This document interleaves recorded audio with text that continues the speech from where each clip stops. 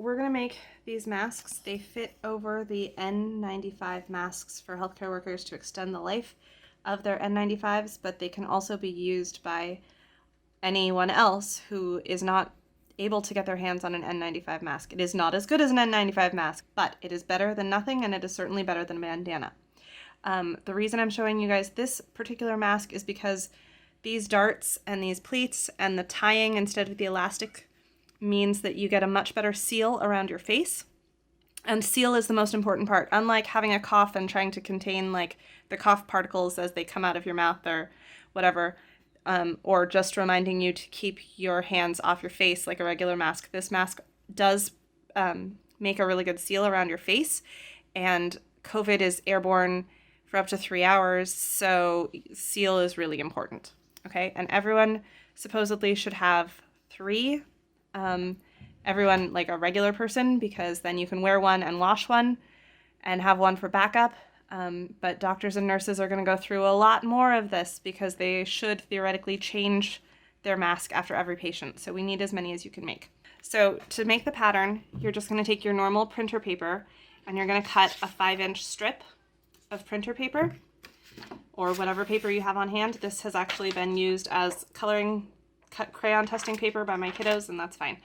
And then you're going to take a marker or a pencil and you're going to put a mark at the 1/2 inch mark and at 5.5 inches all the way from the bottom, not from the 1/2 inch. So 1/2 inch up and 5.5 inches up.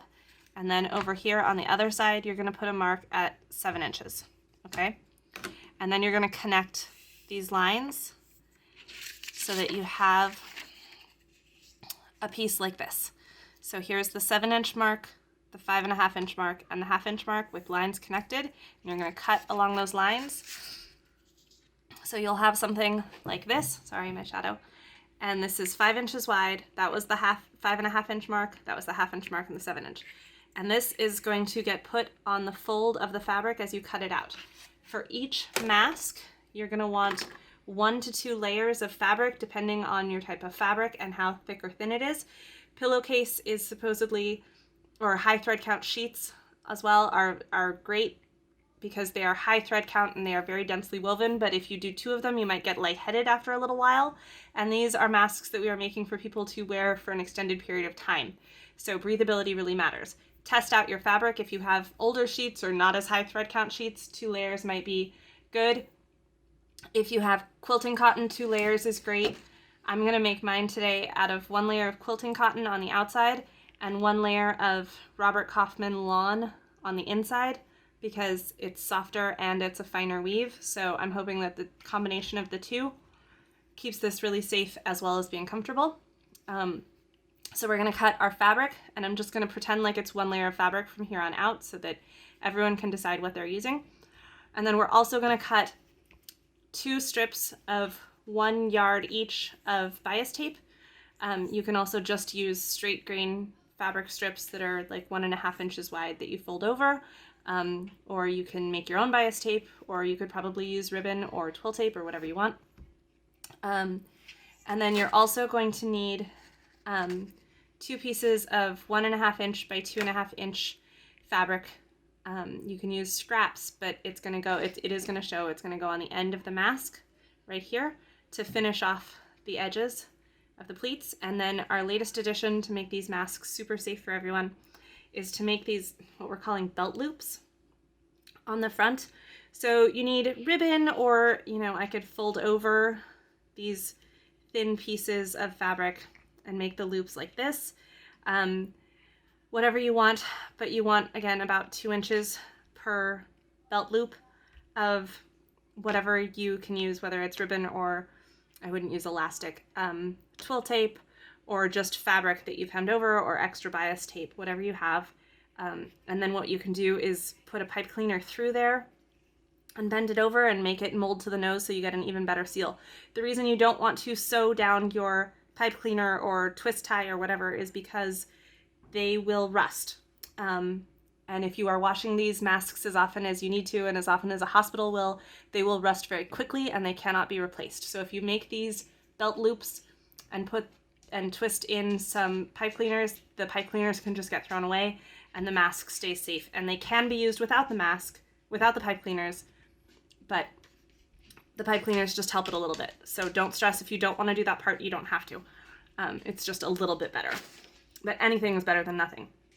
Okay, so you're gonna cut your pattern pieces. Here's the wrong side of my pattern piece. So I'm doing 2 layers of this fabric, and then I have 2 strips of 36 inches of bias tape, so each strip is 36 inches.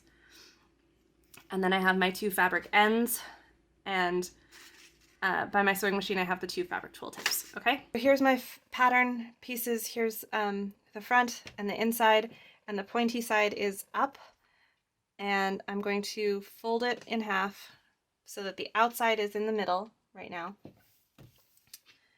And I'm trying to make these so quickly that I am not marking things on the pattern piece or measuring anything. I'm just eyeballing each and every one. So to start with the pointy side, I'm going to put it just past the 5/8 inch here on my sewing machine using my sewing machine markers, and I'm making the top line parallel to this line on, see this horizontal line on my sewing machine? So past the 5/8 and horizontal, or parallel to that horizontal line, and I'm going to sew so this is a long angle, and it almost like makes me think about a Muppet nose, and I'm going to back stitch at the end to make sure that stitch is locked. That horizontal line that every sewing machine has, past the 5/8 but shorter than the 3/4, and just a straight line all the way down. This tape I just have here for quilting and stuff, so it shows a straight line of where my needle is going to be. And then on the other side, I'm going to pretend it's not quite a 90-degree angle anymore because we cut off the end, but I'm going to pretend like this is a 90-degree angle and cut at a 45-degree angle. Again, tip past the 5/8 and pretend like it's a 45-degree angle. And I backstitch at the end. So there's my little corner piece, and here's my longer piece. And when I open up the mask, there's crayon on it.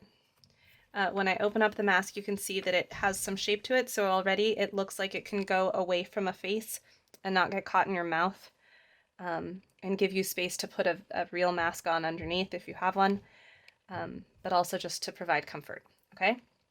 So the next step is to pleat the sides, and we're gonna make 3 pleats in the side, and they're about a 1/2 inch. If you really want to be careful and exact, you could measure out 3 1/2-inch pleats, but I'm just eyeballing them all and they've been fine. So the only real trick is that you want to make sure that your pleats, the pleated edge, is shorter than 2.5 inches so that you can use your covers to protect them. And that's it. So now we're going to sew, oops, I just messed that one up. Now you're going to sew the pleats in place. And ideally you have a little bit more there, but it's fine. Okay, so those are just sewn down.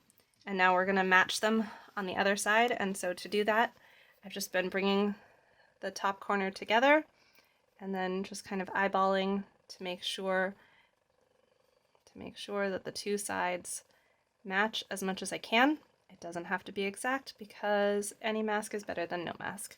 And nobody's going to reject your mask because your pleats are not perfect. Okay, so again, I'm just sewing down the edge. Now you're gonna trim the ends if they came out uneven. My very dull scissors. That one's fine. And you're gonna put your strip of fabric parallel to the ends on the right side, and you're gonna sew with about a generous 1/4 inch seam. Sew down, open that up, flip around to the inside, and here we're gonna make all the raw edges meet. Oh, well, okay. Meet right there. So there's the raw edges of the pleats, and here's the raw edges of my cover, and I'm folding it and then folding it again. So there's no raw edges there whatsoever. And I'm going to sew that in place to make sure it's super strong. I didn't need to backstitch because this is all going to get covered, but there we have that. So I can trim the ends even, and I'm going to do the same thing on the other side. So again, here's my fabric piece parallel to the pleats, or to the seam that I used to sew the pleats down. Sew it all the way across, open it up, flip it over, fold it over again, thoroughly encasing all those pleated raw edges. Sew it down. Now, if you want to make the pipe cleaner pockets or belt buckles, belt loops, we'll do the next step. So this time I figured I would use some selvage edge fabric. Thinner seems to be better, just because who wants bulk on their nose? And we're gonna go from the longer dart, not the 45-degree angle dart, but the longer dart. We're gonna go about 1.5 inches on either side, and we're just gonna base that down. And same thing on the other side. So I'm just making a thin thing, like basically I'm making a ribbon out of this selvage piece, and then a loop out of the selvage piece, and then I'm sewing the raw edge of the loop about 1.5 inches away from the center dart, and I'm basting that in place right there. So it's just flippy flapping around right there. But now when I grab my bias tape and I find the middle and I put it on the dart.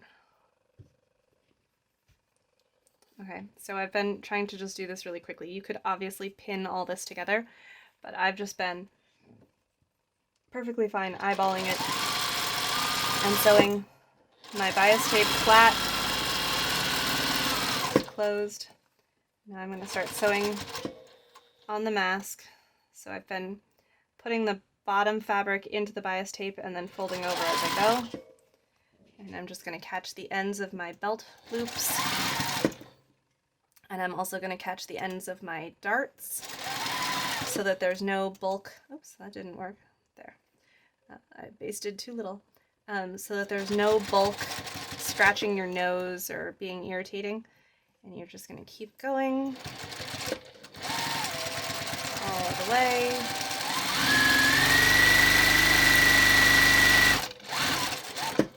To the end of the bias tape. And I am not finishing off the edges of my bias tape because this way I'm cutting them to 36 inches. For a really big head, even just 32 was enough to tie. It wasn't easy to tie, but it was enough to tie. So we went to 36 to make sure that everyone had enough space to tie. But if you're making this for somebody smaller, you could definitely use less than 36 inches, or you can just give it to somebody and say trim the ends to whatever size you need, or just tie a knot at the bottom. Since there is going to be a little bit of strain on these, I'm going to sew, now that it's in place and I don't have to worry about it, I'm going to sew my belt loops down again at the top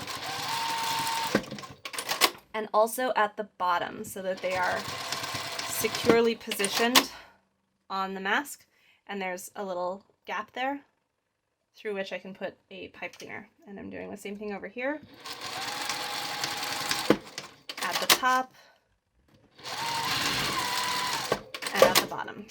Okay, so I have secure belt buckles top and bottom. So now the last step is to do the other side. So again, I'm finding the middle of my bias tape, putting the middle of the bias tape on the dart, and measuring over to where I'm going to start the mask.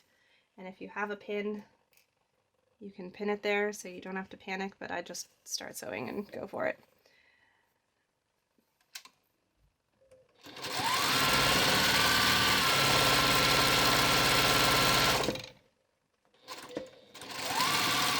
So here it is. I'm sewing the mask in, and I'm just going to make sure that my ends, the edges of the fabric are securely in here, and my dart is in there.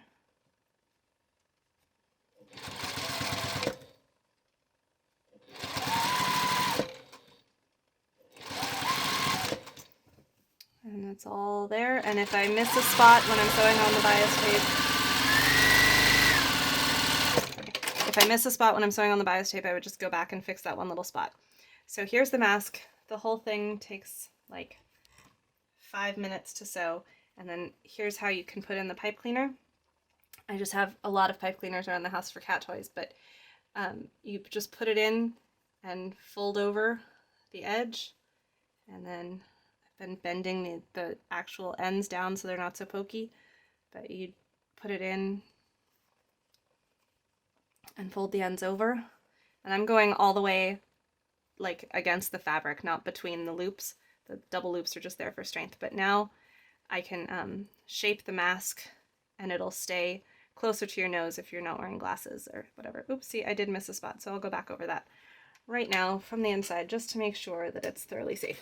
And again,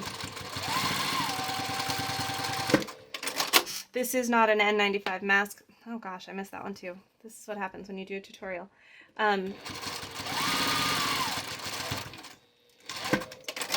there. Now it's fine on the inside and it's fine on the outside. Again, this is not like gonna replace an N95, but if it can extend their lives or if it can make other people feel safer, there's a lot of people out there putting their lives at risk with no protection whatsoever, and hopefully this will help. I've seen a lot of things saying that, you know, it's only 3% more effective or whatever than nothing, and I feel like 3% is a lot when your life is at risk. So get out there and make masks, guys.